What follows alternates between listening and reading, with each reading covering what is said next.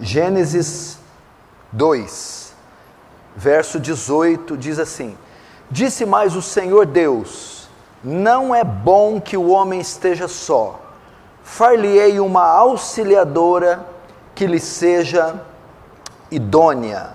Agora o verso 20: Deu nome o homem a todos os animais domésticos, às aves dos céus, e a todos os animais selváticos. Para o homem, todavia, não se achava uma auxiliadora que lhe fosse idônea. Até aí, fecha os olhos, vamos orar mais uma vez. Pai Santo, a Ti a honra, a glória, o louvor e o domínio. Estamos diante do Senhor, em um culto público de adoração exclusiva ao Senhor e ao Seu nome. Deus, tantas vezes nós nos preocupamos conosco e tantas vezes deixamos de nos preocupar com o Senhor. Essa noite não queremos Te entristecer, queremos alegrar o Senhor, honrar o Senhor, porque o Senhor é digno. A história não diz a nosso respeito, é a seu respeito. Não somos os protagonistas, o Senhor é tudo para o Senhor, tudo converge no Senhor. Somos meros espectadores, coadjuvantes. Que essa noite ninguém roube a cena, ninguém tome o lugar que é só seu e do seu Filho. Faz Teu reino avançar, Senhor. Receba a glória para Si e nos conforma à imagem do Seu Filho, em nome de Jesus. Amém. Presta atenção. Eu vou falar aqui rapidamente de um tema bem oportuno e bem atual. Eu gostaria que vocês prestassem muita atenção. Você sabe, e não é novidade, principalmente para as pessoas desta igreja, porque tem sido dado bastante ênfase aqui neste púlpito, que a família, sem sombra de dúvida, tem sido o maior alvo das trevas, o maior alvo de Satanás, neste século. Sem dúvida alguma, a família tem recebido um bombardeio como eu nunca tinha visto antes. As instituições, os órgãos, as pessoas têm feito de tudo para destruir esta instituição sagrada que é a família. E a família, ela começa com o casamento. Esse núcleo, essa célula importantíssima que é a família, dá início quando ocorre a união de um homem com uma mulher no matrimônio. Quando homem e mulher se unem no matrimônio, ali nasce a família. Então vejam só, a família é o principal alvo das trevas. A família é o principal componente da sociedade. E a família se inicia com o matrimônio. Agora, o matrimônio se inicia com a relação a dois, no tempo de solteiro, a qual nós chamamos namoro. E é sobre isso que eu quero falar hoje. Namoro bíblico, namoro cristão, ou cortejo bíblico. Por que é importante falar sobre isso? Porque quando você vê os casamentos destruídos, os divórcios que ocorrem, pode ter certeza que o erro começou na relação entre solteiros, no namoro, na escolha dos pares, dos cônjuges. Talvez o casamento foi prejudicado por causa da escolha escolheram precipitadamente. E isso na fase do namoro. O casamento também pode entrar em crise, chegar ao final, não só pela escolha, mas pela maneira que foi conduzido esse período de solteiro. Geralmente, namoros, relações traumáticas, tendem a refletir no matrimônio, levando também ao divórcio. A revista Veja publicou, preste atenção, que 1 em cada 3 casamentos termina em divórcio. Isso é um colapso, isso é um absurdo. 1 nos dias de hoje, nos últimos 5, 10 anos, 1 em cada 3 casamentos realizados no Brasil terminam em divórcio. Em 1984, nós tivemos 94 mil divórcios. Em 2016, nós tivemos 344 mil divórcios. 2011 talvez seja o ano que mais ocorreu. Tivemos quase 500 mil de divórcios em 2011. Para você ter uma ideia, de 84 a 2016, os casamentos aumentaram 17%. O divórcio, de 84 a 2016, aumentou 269%. Ou seja, mais se divorcia do que se casa nesse país. Fatores de risco que levam o divórcio: casamentos feitos na adolescência, essa é a primeira grande causa de divórcio. Pessoas que já moram juntas, união estável, amigadas, depois se casam, são propensas ao divórcio. Casais casados há algum tempo sem filhos também fazem com que ocorra o divórcio com maior frequência. E filhos casados de pais separados, geralmente filhos que têm pais divorciados, também são propensos ao divórcio. E a outra grande estatística é a falta de preparação do casal antes do casamento. A falta de preparação, de instrução. As pessoas hoje não sabem o que é um casamento. Você pega um menino hoje de 17, 18, 19, 20, 25 anos, ele não tem a menor ideia o que seja um casamento. Ele pensa que é uma aventura, que é um parque de diversões. Ele não entendeu ainda o conceito do casamento, que é a prática, a atitude mais importante da vida dele. E a moça também não. Eles acham que é simplesmente se unirem apaixonadamente e viver uma vida junta de maneira irresponsável. Mas o casamento é um dos maiores desafios do homem e da mulher. É uma das instituições mais sérias e sagradas que Deus já fez. E as pessoas não se preparam para ingressar no matrimônio. E o que acontece? Acabam machucadas, feridas, traumatizadas, agredidas e invariavelmente divorciadas. Por essa razão, veja na minha escala como eu estou construindo aqui a mensagem. Pela família, seu principal alvo de Satanás, e é a família, basta ver os comerciais, os jornais, as leis, tudo que a sociedade promove vai contra essa instituição. É para destruir a família. Por quê? Tem uma causa. Porque a família é o principal pilar da sociedade, a principal célula. De modo que se você tem uma família forte, íntegra, bíblica, você tem uma sociedade, um Estado, uma igreja forte, íntegra. De maneira que o oposto também, você quer destruir uma civilização, você quer pôr abaixo um Estado, uma nação, destrói a família. Então é por essa razão que está se promovendo casamento homossexual, pedofilia, que está se promovendo ideologia de gênero, tudo isso converge na diluição da família. Mas a família não começa sem o casamento. E o casamento não começa sem o namoro. E é dele que nós vamos falar. Para que você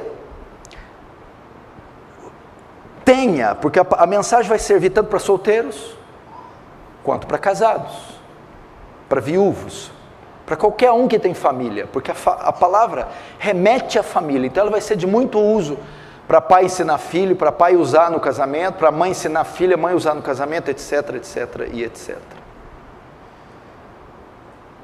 Então, nós temos que, se a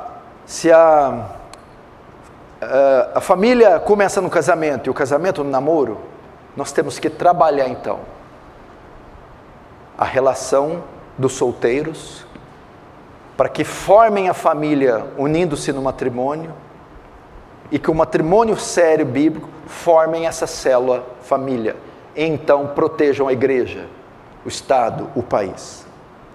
O que nós temos que aprender do namoro? Preste atenção que eu estou falando tudo à luz da Bíblia. Namoro não é uma prática bíblica. Você não encontra a palavra namoro nas Escrituras. Não é uma prática prevista nem no Antigo nem no Novo Testamento. O namoro é uma prática da cultura ocidental que tem 150, 200 anos. Ele é uma prática restritamente ocidental. É uma criação do mundo ocidental. É uma prática típica do Ocidente. Até 200 anos atrás, não existia esta prática que vinha crescendo a cada tempo e hoje se tornou uma coisa já fora de controle. Um homem e uma mulher só se unia para o casamento. Não existia esse interlúdio. Um homem gostava de uma mulher ou vice-versa, já se casavam. A prática do namoro ela é muito recente, muito nova.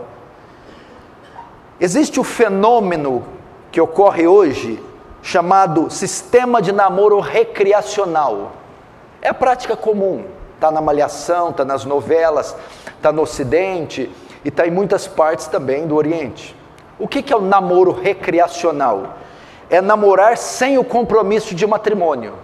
É namorar só para se recrear, para um fazer uso do outro, apenas para isso, namorar apenas pelo prazer, namorar apenas pela diversão. É uma prática predominantemente do século XX, namoro recreacional. Tanto é que é comum você ver casais jovens com aliança prata. Na época não tinha essa coisa de aliança prata, né? Aliança de compromisso. Então vocês estão namorando. Coisa mais comum é você ver o casal de jovem namorando com essa aliança e chegar neles, pergunta para eles assim: ah, que bom, vocês estão namorando, né? Estamos, que legal, de mão dadas. Quando é que vocês vão casar? Casar? Não, nós não vamos casar. Não? Então por que vocês estão namorando? Para nos recriarmos, para abusarmos do corpo, do tempo, das emoções, do calor, da presença um do outro. Mas essa não é uma prática bíblica. O namoro, quando não visa o matrimônio, ele é lascívia. Pecado de lascívia é apenas utilizar a presença e o corpo do outro por prazer. Estatísticas mostram que a maioria dos cristãos, antes de se casar, eu estou falando de cristãos, estou falando do mundo secular. Estatísticas mostram que a maioria dos cristãos, antes de se casar, tiveram pelo menos 4 ou 5 parceiros. Ou seja, se hoje estão casados, é a 6ª pessoa, casaram-se com a 6ª ou com a 5ª. Antes de se casar, tiveram 5 relacionamentos. Aqui talvez não seja comum, porque aqui na nossa igreja nós não permitimos isso, né? Quando alguém se junta com outra pessoa, é para o casamento. Mas talvez você não saiba, é uma prática comum em muitas igrejas. É mais ou menos igual a um shopping. Quando você vai comprar uma calça, você experimenta 10. Leva a 11ª. Biblicamente isso é pecado. Isso não pode acontecer. Mas acontece no meio secular, nas religiões e na igreja cristã, na igreja evangélica. Então as pessoas que casaram passaram por 5 pessoas, 5 relacionamentos. Nessa relação, há o princípio de união, o princípio de junção. Aí ocorre uma mistura. Quando você namora com essas 4, 3, 5 pessoas, há o princípio da junção, da união. Aí um dia você se casa, mas você não é mais inteiro ou inteira. Partes de você ficaram com essas 3, 4 relações anteriores. Foram divididos. Então você não está mais inteiro, nem está mais completo. Não vai para esse casamento mais inteiro, mais completo. Partes de você ficaram com 5 homens, ou 5 mulheres. Isso invariavelmente afetará o seu matrimônio, seu olhar para sua esposa e o seu marido. Vai afetar. Nunca foi a intenção de Deus que você se relacionasse com uma pessoa e não se casasse com ela. Nunca foi a intenção de Deus que você se relacionasse com 2, 3, 4, 5, 15, até se casar. Jamais. Se você procurar nos textos bíblicos, você vai ver que todo homem e toda mulher se uniram com um só homem e com uma só mulher para o casamento. Ok? Você pode não concordar comigo, mas eu não estou aqui para falar com você à luz das ciências sociais e nem da psicologia. Estou aqui como um pastor, isto é, uma igreja, e eu estou ensinando o que a Bíblia passa. Nós, como cristãos, andamos segundo o que a Bíblia ensina, o que a Bíblia ordena. Você tem todo o direito de não aceitar, de não acreditar, de não receber. Mas aí você não pode ser chamado de cristão. O cristão tem como regra de fé e conduta as Escrituras. Não me importa o que o mundo secular diz, não me importa se um tipo de mensagem dessa é atrasada, retrógrada, é a história da carochinha. Eu não estou preocupado com isso. Eu te mostrei que dados que o quê? Que andar segundo essa cultura não funciona. Andar segundo os padrões do mundo não funciona. Esses índices vão aumentar muito mais ainda. Por quê? Porque Deus fez o homem e fez o manual. Aqui o manual. E qualquer um que não seguir o manual infelizmente, vai se dar mal. Agora nós vamos ver alguns princípios para o namoro e para o cortejo bíblico. Vamos para Gênesis 24. Gênesis 24.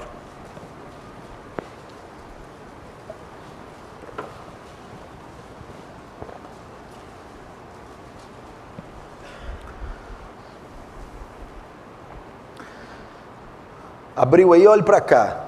Aqui nós temos alguns princípios de como encontrar um parceiro, como conduzir um namoro, o cortejo, ok? Princípios de como encontrá-lo, como escolhê-lo e aprender como conduzir, ok? Então aqui nós vamos aprender como encontrar um parceiro, estou falando para solteiros agora, moças, como encontrar um rapaz, moços, como encontrar uma moça,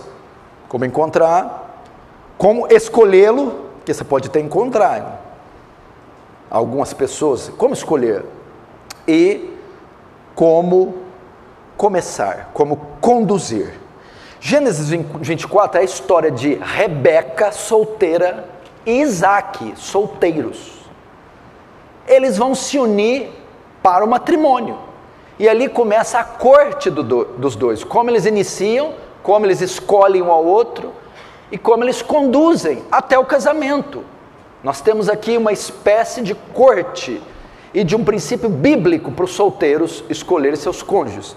Preste atenção, vamos aprender o primeiro princípio: confiar a escolha aos pais, aos anciãos e aos mais velhos. Vamos ver Gênesis 24, então, no verso 2 e 3.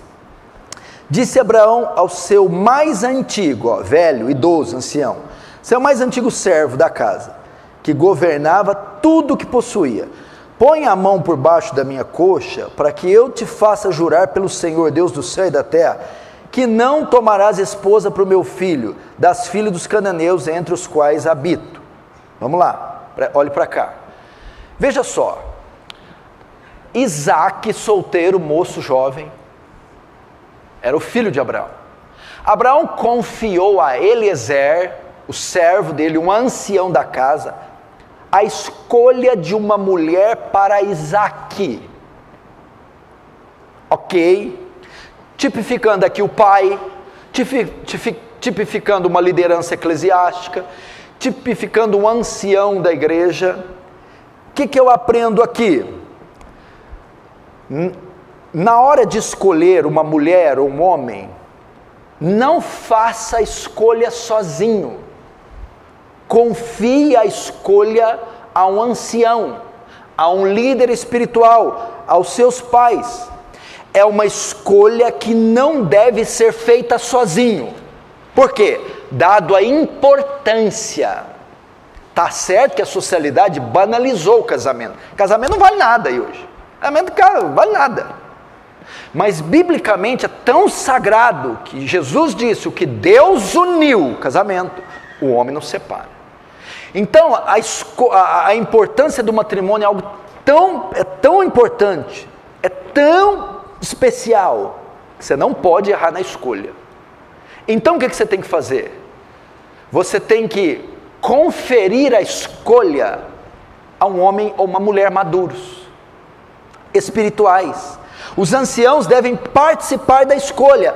Por quê, pastor? Porque o jovem não sabe escolher.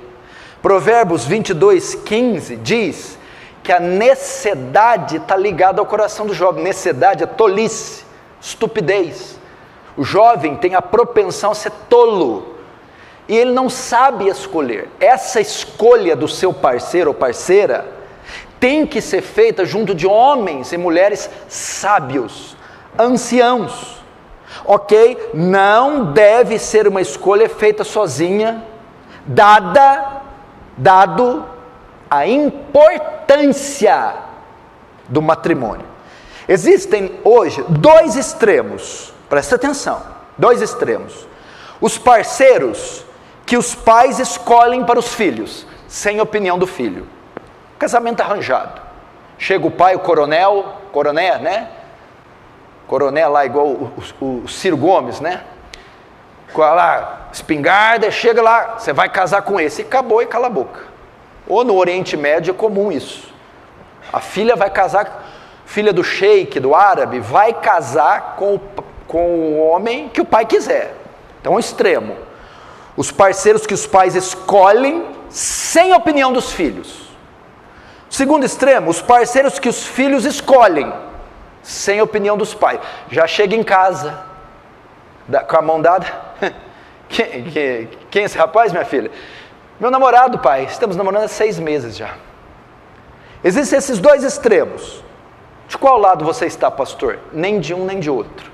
Extremos nunca são bons.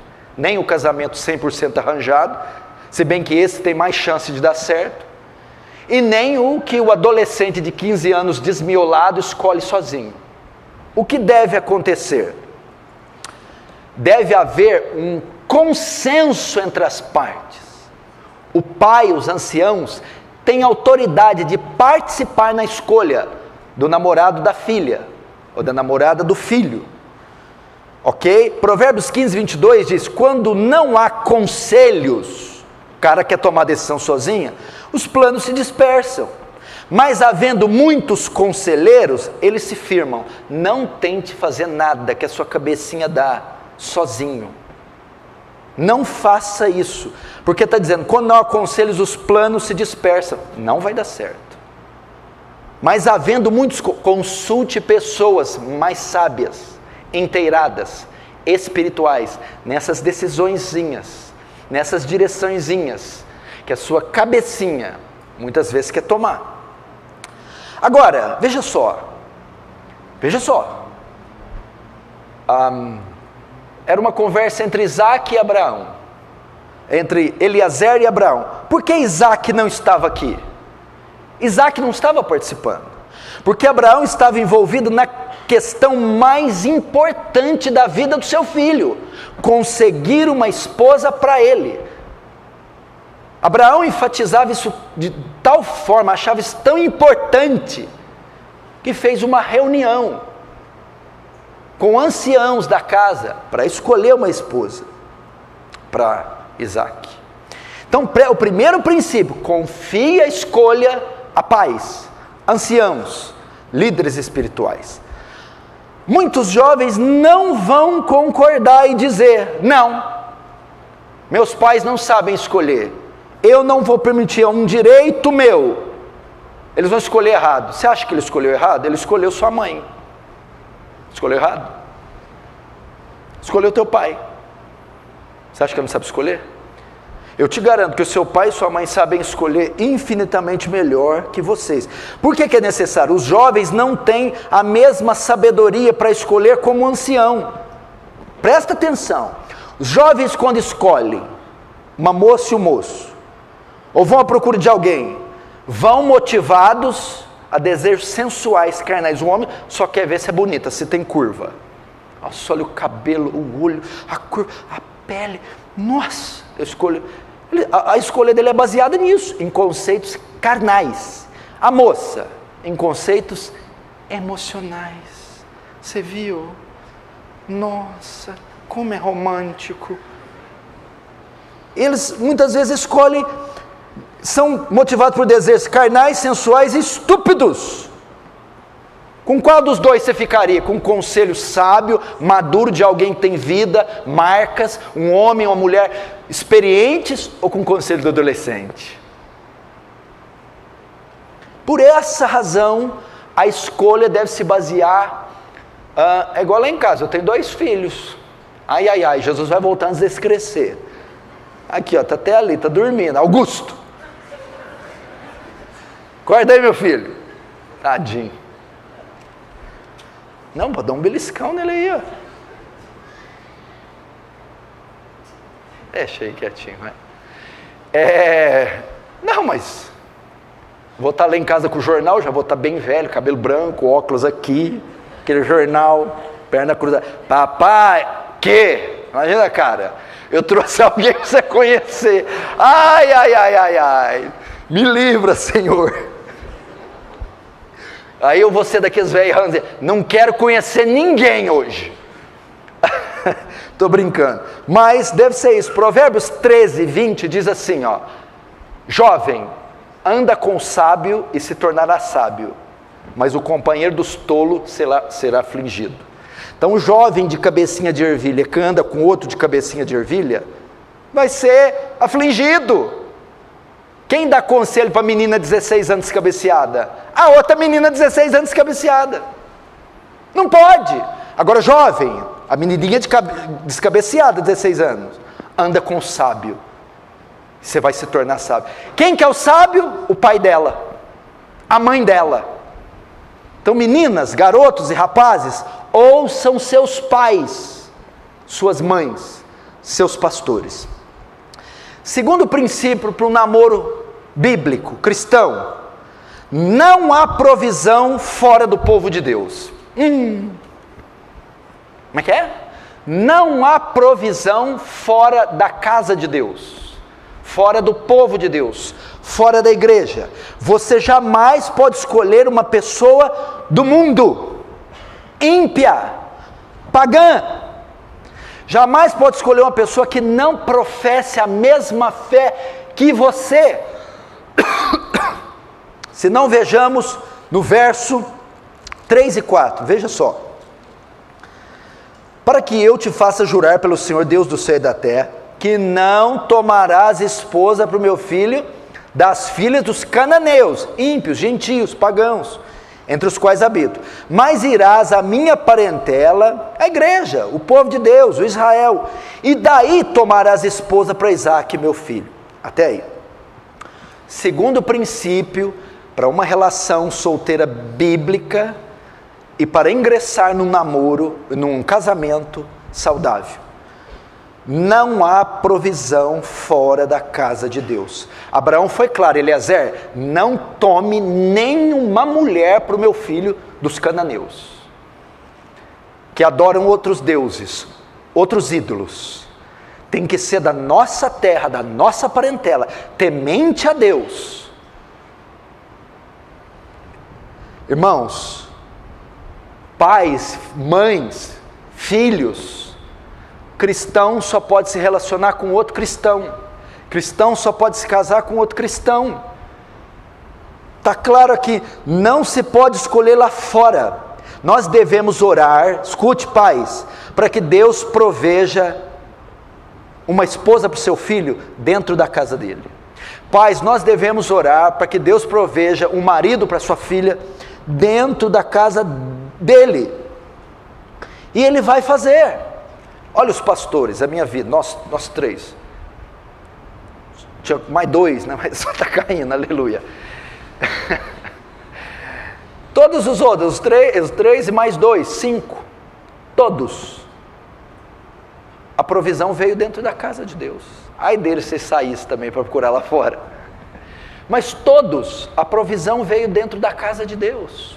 E nós devemos esperar dentro da casa de Deus. Olha só, 2 Coríntios 6,14, você conhece esse texto. Não vos prendais a um jugo desigual com os infiéis, porque que sociedade tem a justiça com a injustiça, e que comunhão tem a luz com as trevas. O que é isso? Não vos prendais a um jugo desigual. O que é jugo? É aquela haste de madeira que prende a carroça, que prende a cabeça dos bois. Conhece carroça de bois? Tem 2 bois e uma carroça. Tem uma haste de madeira em cima e uma de baixo, que prende aqui a cabeça do boi. O que Paulo está dizendo? Não prendais um jugo desigual. Pôr de um lado o boi e do outro lado um cavalo, ou do outro lado uma cabra. Vai dar certo? Um boi e uma cabra. É um jugo desigual. Para a condução da carroça ser perfeita, tem que ser boi e boi, os dois ligados no jugo, 2 bois. Se colocar um boi e uma cabra, essa carroça vai despencar, capotar, não vai dar certo. Da mesma coisa, de um lado do jugo, um cristão, do outro lado, outro cristão, que eles vão andar na mesma linha, no mesmo ritmo, na mesma direção. Se você colocar no jugo um cristão e um não cristão, vai entrar em crise, conflito. Agora, o que ocorreria se Eliezer não achasse mulher? Podia ser que ele fosse até a terra de Abraão e não achasse mulher. Ele estaria livre do seu voto. Veja o verso 8. Caso a mulher não queira seguir-te, ficarás desobrigado do teu juramento. Entretanto, não levarás para lá meu filho. Até aí. Podia correr o risco de Isaac ficar solteiro? Podia. Porque Abraão preveu isso. Como? Você vai lá e você vai buscar uma mulher para ele, contando que ia ter a mulher. Caso ela não queira vir e você não acha, pode voltar sem ela. Você está desobrigado do seu juramento. Ou seja, está uma penca de mulher aqui nos cananeus. Mas lá entre o meu povo, você não achou nenhuma. Não, nenhuma. Pode voltar. Aí o que vai acontecer? Isaac vai ficar sozinho. O que eu aprendo aqui? Se não há no momento entre o povo de Deus uma mulher para você solteiro, se não há entre o povo de Deus um homem para você, mulher solteira, por alguma razão, Deus quer que você permaneça sozinho ou sozinha. Ele te quer sozinho. Você jamais deve buscar lá fora. Porque o verso 6 disse isso claramente. Não faças voltar para lá meu filho. Vai lá buscar a mulher. Se não tiver, volte. Mas não tome a mulher de lá para o meu filho.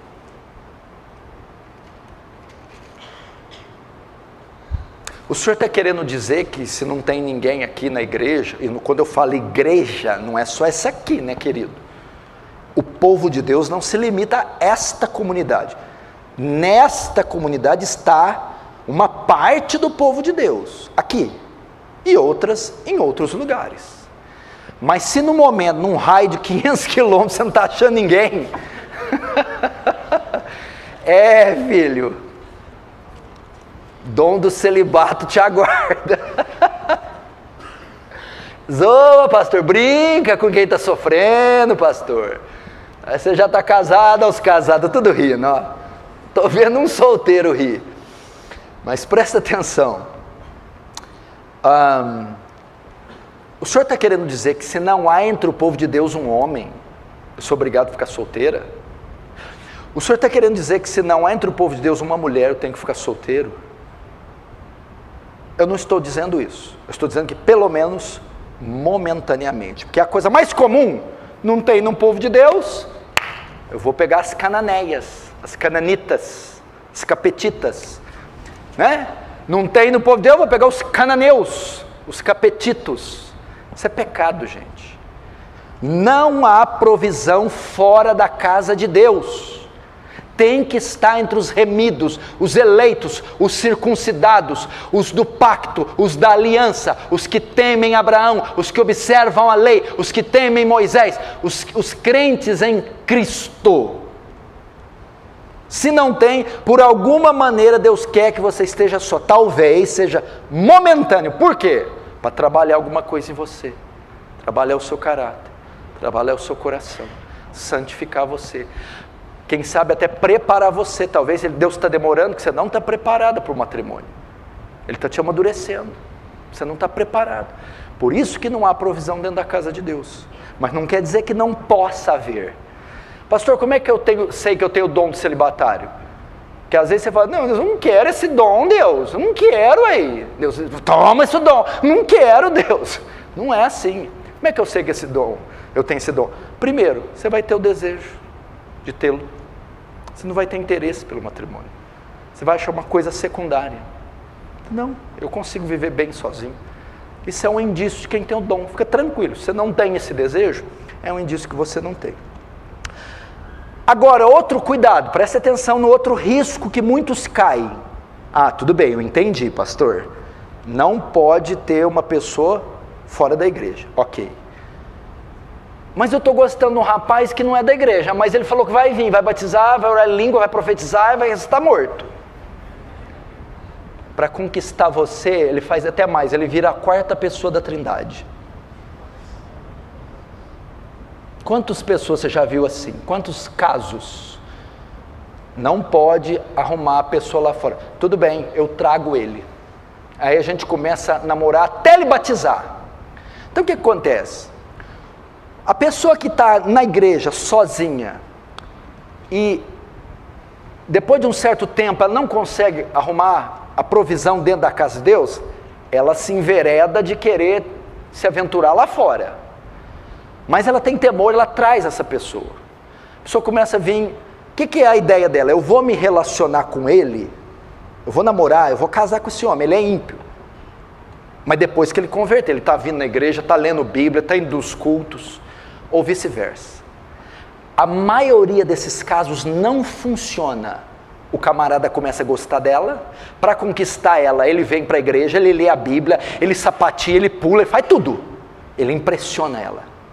E ele fica mais crente que ele até exorta ela. Você não leu a Bíblia hoje, menina? Fala desse jeito para ela. Vamos orar. Desliga essa televisão, isso é pecado. Fica radical. A hora que ele conquista, a hora que ele toma, a hora que o pastor aprova, os pais aprovam, ele pega ela e sai da igreja. Ou vice-versa. Ou ela pega ele e tira ele da igreja. Okay. O que acontece? E todo mundo acredita que ele se converteu. Então muitos dos tolos do pai, não pastor, olha o menino, você não viu ela lá na primeira fileira com a mão levantada? Ele mudou, ele é homem de Deus, então permite os namoros. O que acontece? Em 6 meses ele sai da igreja e leva a sua filha junto. Ele não se converteu, só fez de tudo para tê-la. Cuidado com isso. Pode acontecer dele converter? Pode. Pode acontecer esses casos. Uma pessoa começou a gostar de mim, ela está vindo aí na igreja. A palavra de Deus, a igreja vai aceitar essa relação? Vai aceitar se for entre 2 crentes. E pode acontecer dele ou dela converter. Mas, para isso, tem que haver frutos. Tem que ter paciência e esperar. Comprovar se aquilo não é falso, se ele não está querendo enganar, se a intenção dele não é só tê-la, ou a intenção dela não é só tê-lo. Então, depois que ele mostrar evidências profundas de conversão, de novo nascimento, aí sim. Mas a maioria desses casos é trágico. Cuidado com isso. Terceiro princípio. Presta atenção, meninos e meninas. Terceiro princípio para escolher uma pessoa. Você deve procurar na moça virtudes e não beleza. Você deve procurar no moço virtudes e não beleza. O que os jovens de hoje fazem? Qual é o termômetro, o fator que os leva a se interessar por uma pessoa ou por outra? Escolher beleza. Mas a Bíblia não diz que eu devo procurar em uma mulher quando eu quero me casar, ou em um homem, beleza. Eu devo procurar virtudes. Veja só o servo de Abraão, o que ele está procurando em Rebeca. Gênesis 24, verso 21, veja lá. O homem a observava, repete comigo, o homem a em silêncio, atentamente, até aí. Veja só, o que Eliezer observava? Rebeca desceu até o poço para pegar água com um cântaro. Eliezer ficou ali olhando. Ele observava. O que Eliezer buscava em Rebeca? Deixa eu ver o quadril, deixa eu ver o cabelo, não é pichain, não é certo assim não, gostei disso aí não. É isso que ele está vendo? Eliezer estava buscando virtudes. Viu, Tiago? Para, Tiago. Atrapalha a minha pregação. Estou tentando ser um homem sério, meu Deus do céu. O que Eliezer observava em Rebeca? O que ele buscava nela? O que ele olhava? Ele procurava virtudes e não beleza. Não beleza. Vejamos quais, algumas rapidinho, para você ver quem era a tal da Rebeca. 24:15. Considerava ele ainda quando saiu Rebeca, filha de Betuel, filho de Milca, mulher de Naor, irmão de Abraão, trazendo um cântaro no ombro, trabalhadora. Versos 17 e 18. Então o servo saiu ao encontro e disse: dá-me de beber um pouco de água do seu cântaro. E ela respondeu: bebe, meu senhor.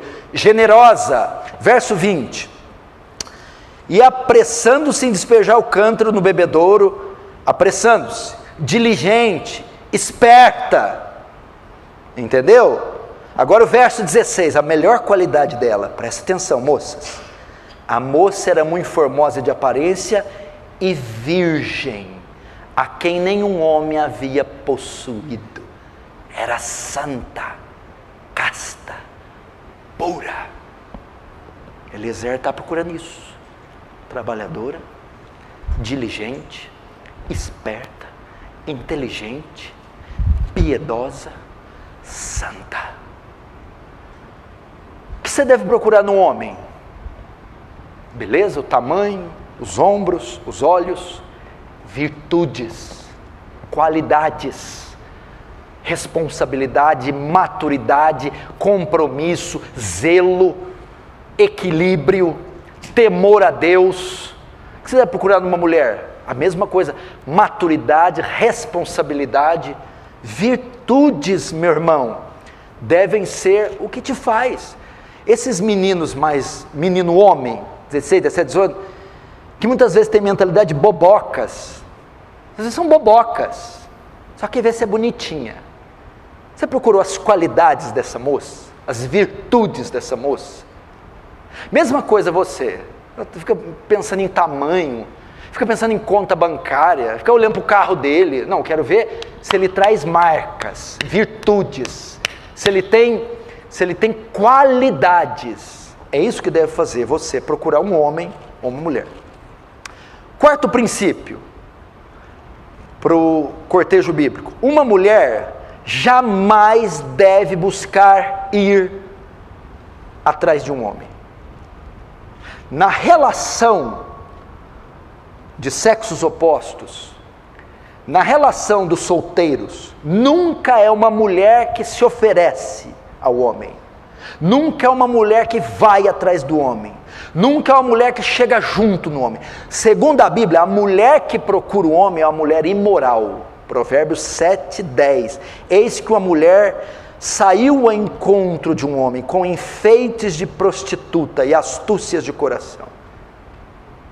Quem é que antigamente nos filmes, nas novelas, na época antiga, pedia a mão de quem em casamento?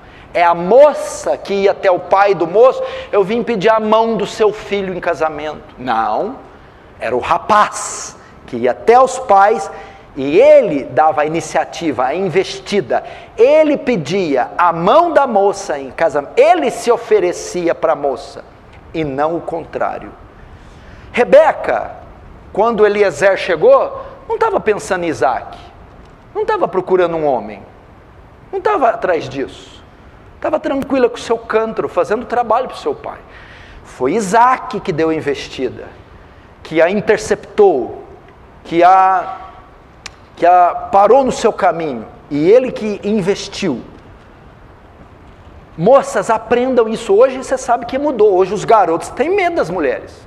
Meninada de 15, 16, porque o menino, ele é mais ingênuo, a menina se desenvolve mais rápido. A menina de 16, 15, 16, 17 é uma mulher formada. O menino de 15, 16, 17 está brincando de carrinho ainda. Então ele está com medo que essas moças estão fazendo. Então se você vai na porta de escola, é a coisa mais feia do mundo, eu não tinha visto isso. Menina mostrando dedo do meio, menina botando para quebrar, menina sai na mão com outra menina, o negócio está feio, e elas encaram os meninos, encostam o menino, ixi.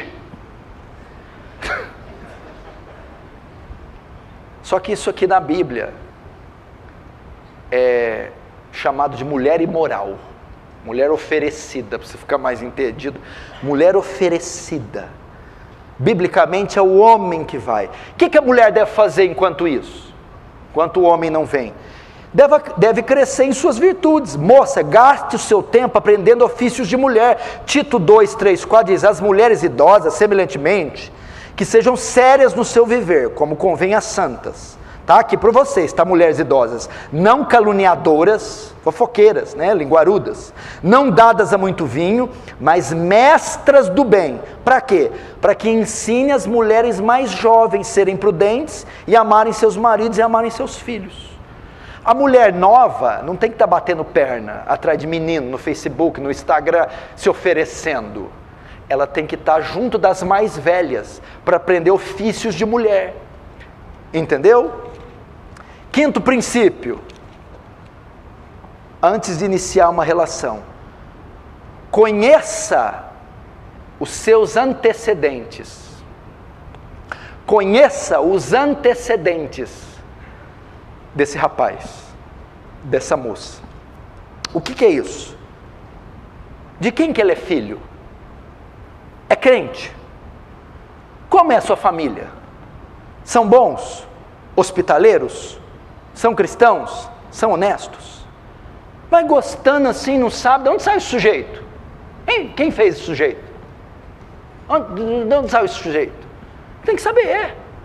Como é que foi a infância dele? A educação dele?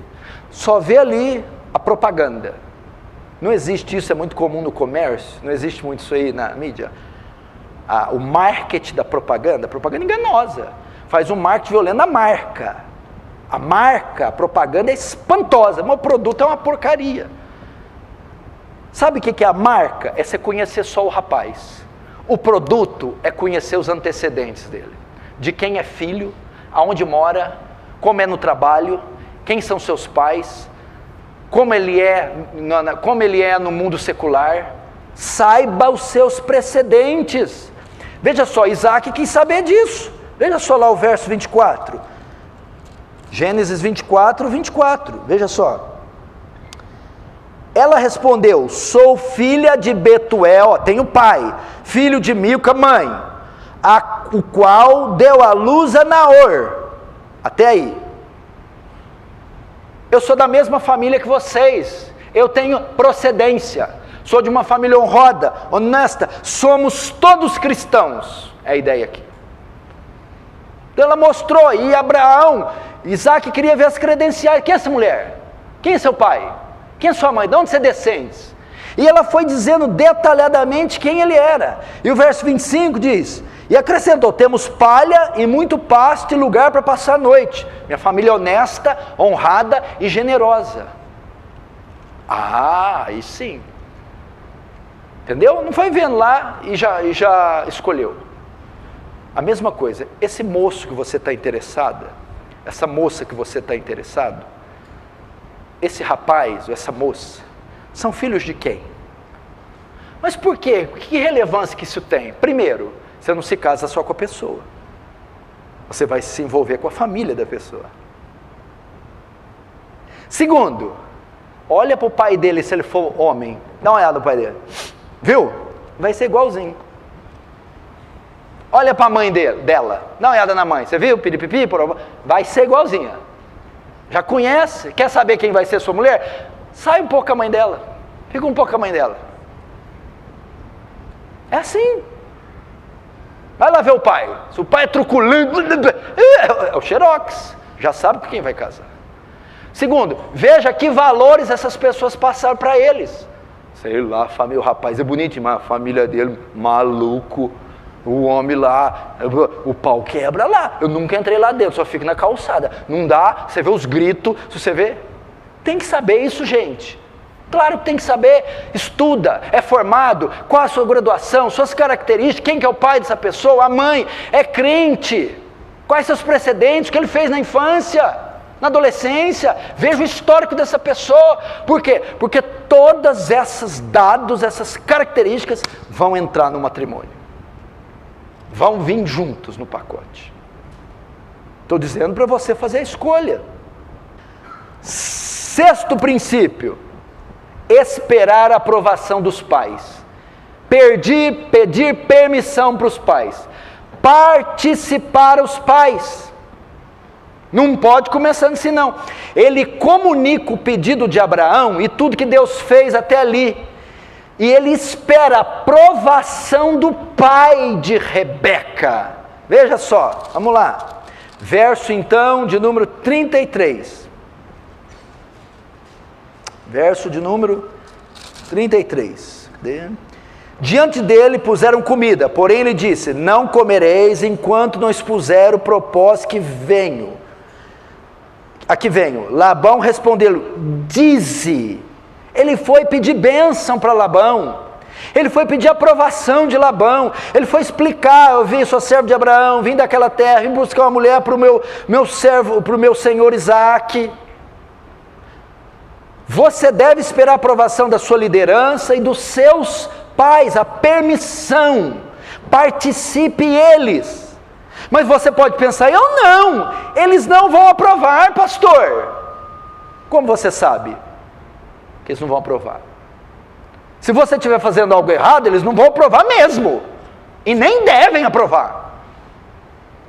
Vai ser contra o consentimento deles. Agora, se você estiver fazendo tudo correto, estiver fazendo a vontade de Deus, tudo irá dar certo. Eles concordarão, terão paz. Você não pode simplesmente se envolver com a filha dos pais sem o consentimento deles. Você não pode fazer isso. É filha deles, é propriedade deles. Você não pode tomá-la sem o consentimento deles. Eu ilustro aqui uma história. Suponhamos aqui que o Paulo comprou uma caminhonete, uma Hilux, igual do Wellington ali, ó, mais bonita que a dele, nova, zerada. E esse homem passa o dia pulindo nessa. Nossa, gosta mais de caminhonete que da esposa. É hipotético, eu estou só brincando. E pule, que coisa linda. Tal. Aí vai dormir, passa 10 minutos na corda só para dar uma olhadinha. Tá aí, né? Tá, beleza, e dorme. Gosta da caminhonete. Aí pega no sono, meia-noite.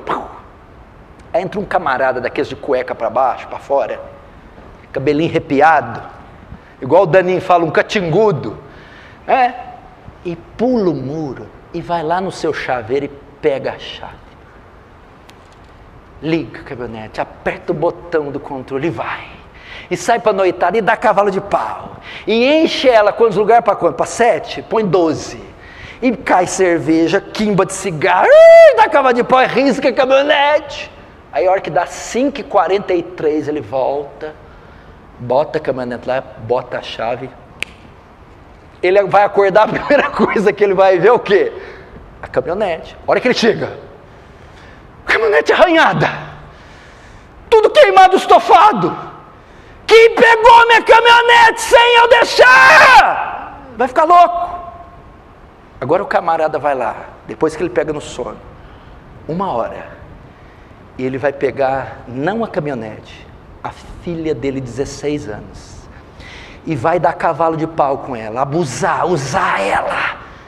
até às 5h30, sem a permissão dele, e vai devolver. O que você acha que ele faz? Eu acho que você mata. Eu mato. Agora como é que você vai tocar no filho, na filha de um homem, sem pedir para ele? Você não pode fazer isso. Eliezer foi respeitoso, sentou lá. Eu vou falar com teu pai, eu só falo com você, só levo você, se o teu pai autorizar. Menina desmioladinha, você só namora se seu pai autorizar. Moço, a mesma coisa, seu pai e sua mãe, eles têm que autorizar.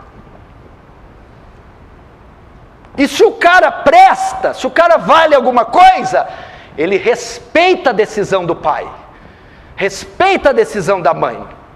E a menina, a mesma coisa. Tem que fazer isso, gente. Eu sou da época que tinha isso. Eu conheci um amigo meu, eu tinha 13 anos, ele tinha 17. 18, eu tinha 18. Ele namorava uma moça. O pai dela permitia que eles se vissem só 2 vezes por semana, na terça e na quinta. Ele podia ir lá, quando dava 10 horas ele tinha que ir embora. Sabe como é que era? Ele chegava terça, 8h30. Sentava na sala, de um lado do sofá.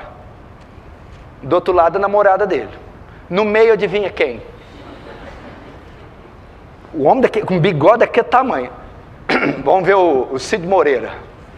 E os dois ali. Isso era um namoro. Dava 1h30, hora que dava 5:10, o homem já ia...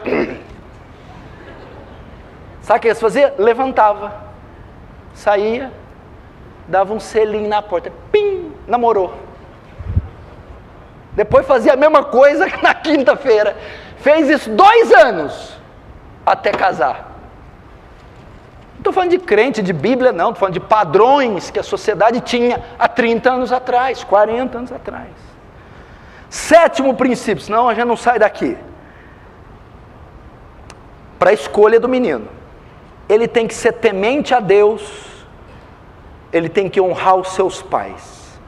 Rebeca aceitou ir com Eliezer. Por quê?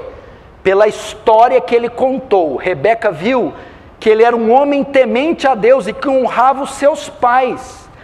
O verso 57 e 58, veja, mostra Rebeca indo. 57 e 58, olha lá, Rebeca indo. Disseram, chamemos a moça e ouçamo-la pessoalmente.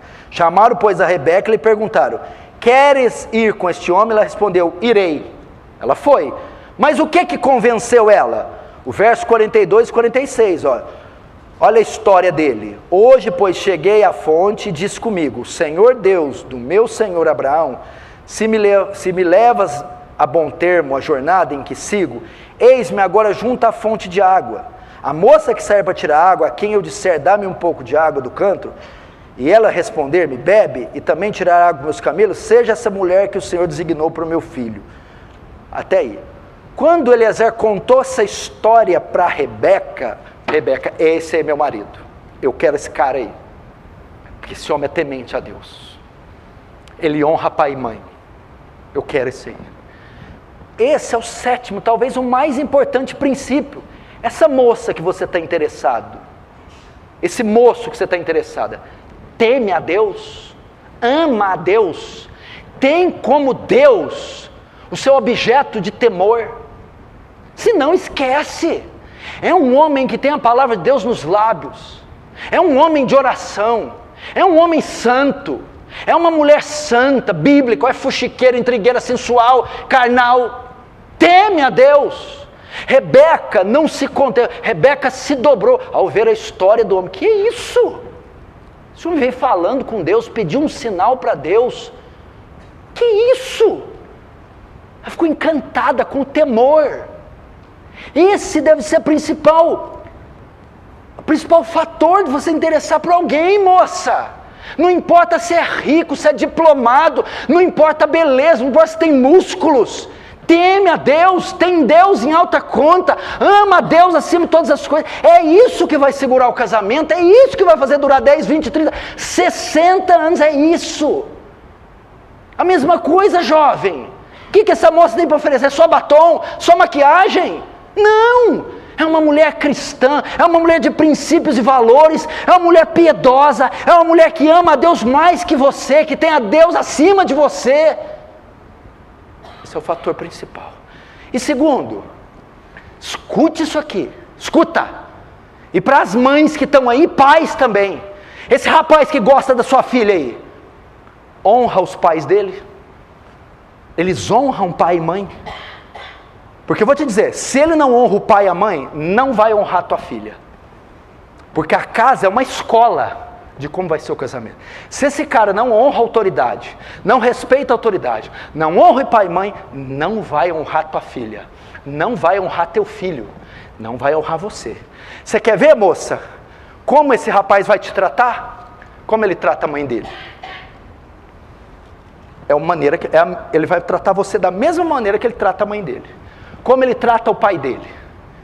Ele vai tratar você, porque se ele trata as pessoas que ele mais ama, que ele mais tem vínculo, que é o pai e a mãe, dessa maneira, ele vai tratar você dessa maneira. Se ela trata a mãe e o pai, pessoas que ela mais ama, dessa maneira, vai tratar você dessa maneira. Pode ter certeza, leva isso com você.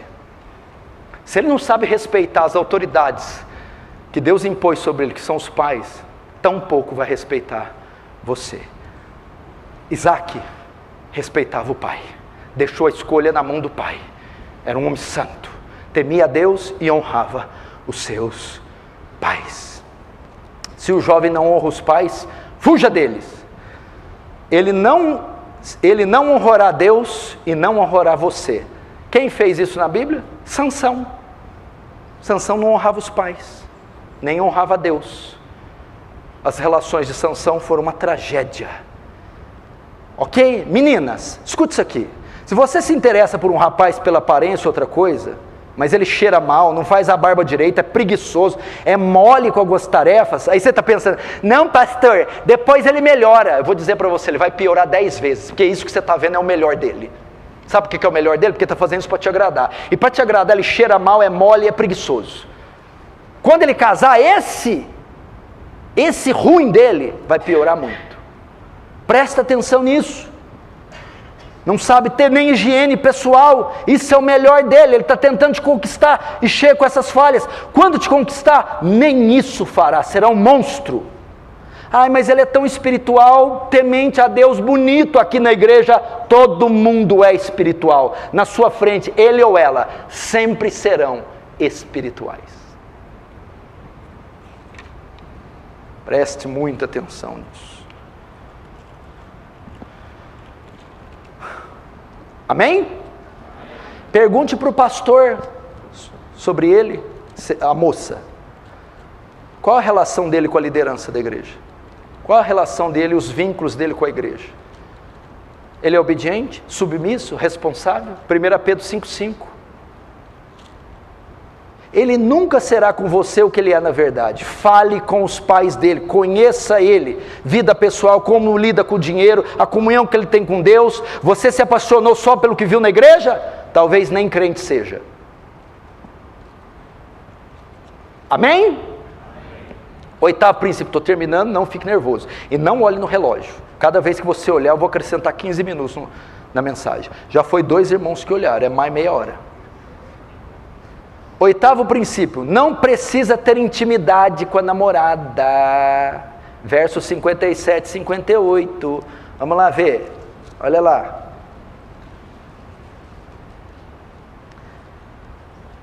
Disseram, chamemos a moça e ouçamo-la pessoalmente. Chamaram, pois, a Rebeca e lhe perguntaram, queres ir com esse homem? Ela respondeu, ireis. O que é isso?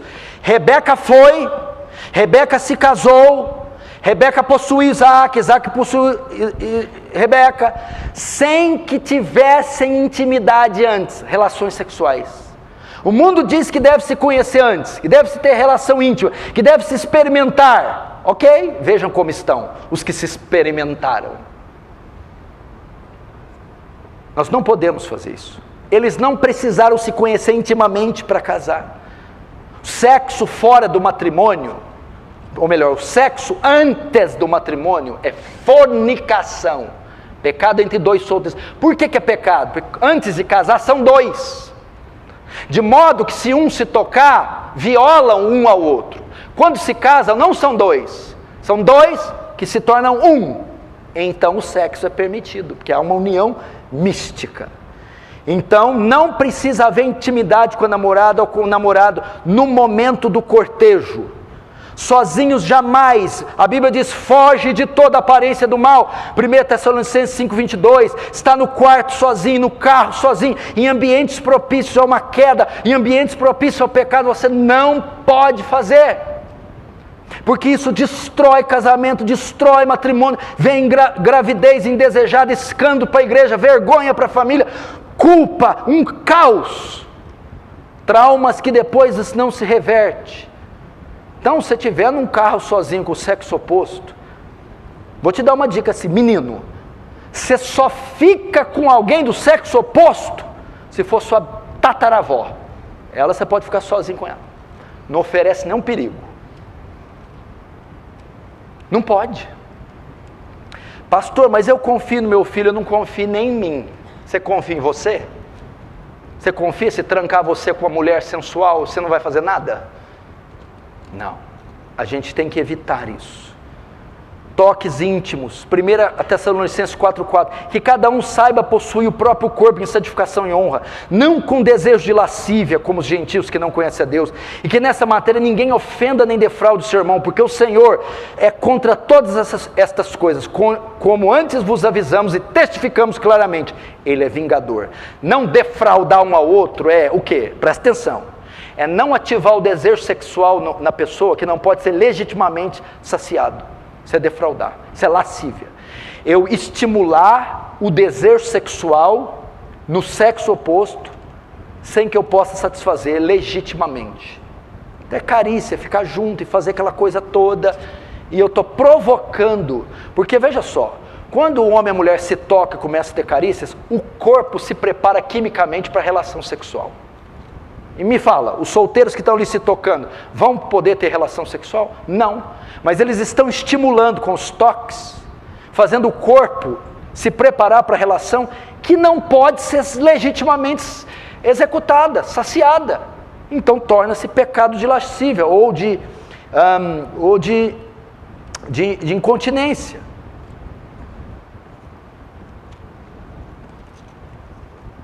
Se você ficar sozinho com uma garota ou com um garoto, você estará sendo atraído, você cairá.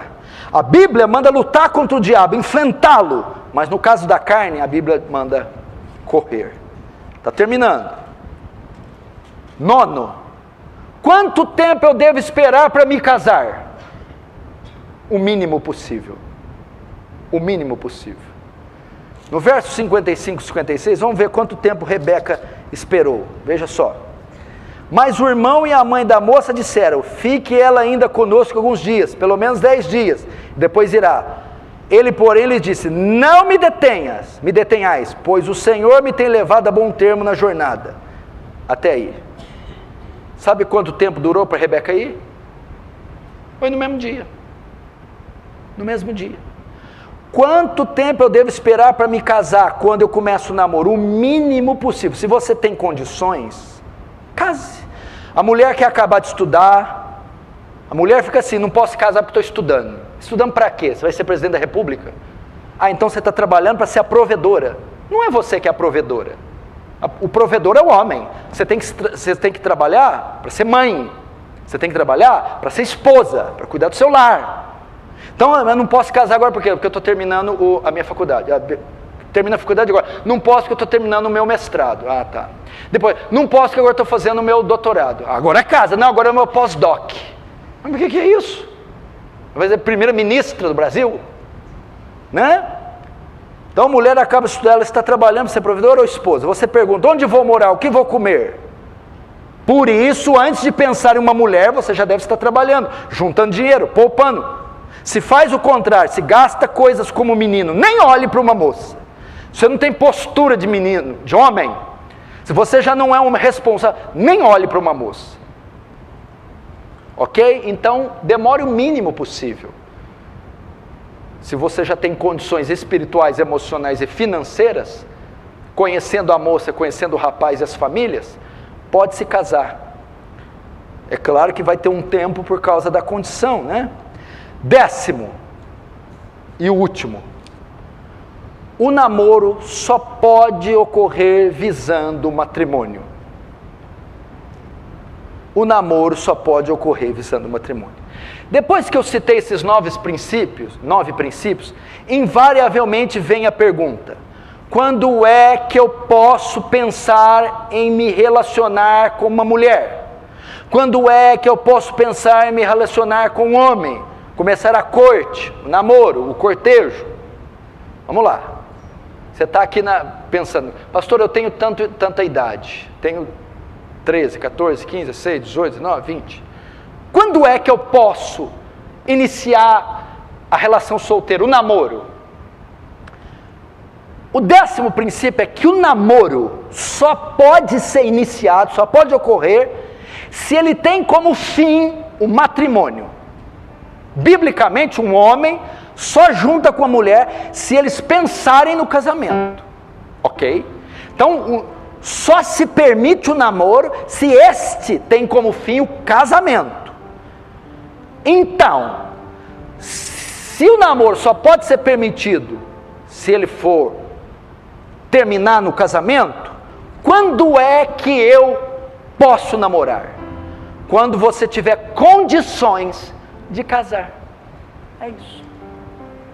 Quando você tiver, já que o namoro visa o matrimônio, você tem que começar o namoro quando você tiver condição de casar. Para os homens, quando é que eu posso namorar? Quando você se tornar um homem. Quando você pagar suas contas e não mais sua mãe, você pode pensar em casamento. Quando você for independente, tem independência espiritual, independência financeira, independência familiar. Quando você se tornar um homem e assumir responsabilidade de um homem maduro. Namoro não é coisa para menino, não é coisa para menina, é coisa para homem maduro, sério, para uma mulher. Cantares 8:4, conjuro-vos, ó filhas de Jerusalém, que não acordeis nem despertei o meu amor, até que este queira. Ou seja, não comece uma relação antes do tempo. Você tem que ter independência financeira, maturidade espiritual, responsabilidade física. Provedor, protetor, profeta.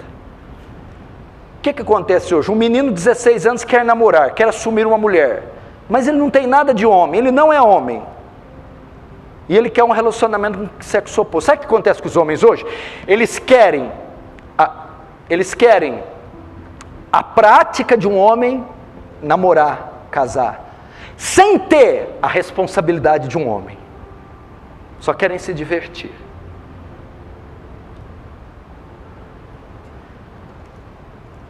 Relacionamento com o sexo oposto é coisa de homem, ok? E para piorar, vivemos numa sociedade que não forma homens, não tem homens. Estude as tribos para você ver. Tribos indígenas.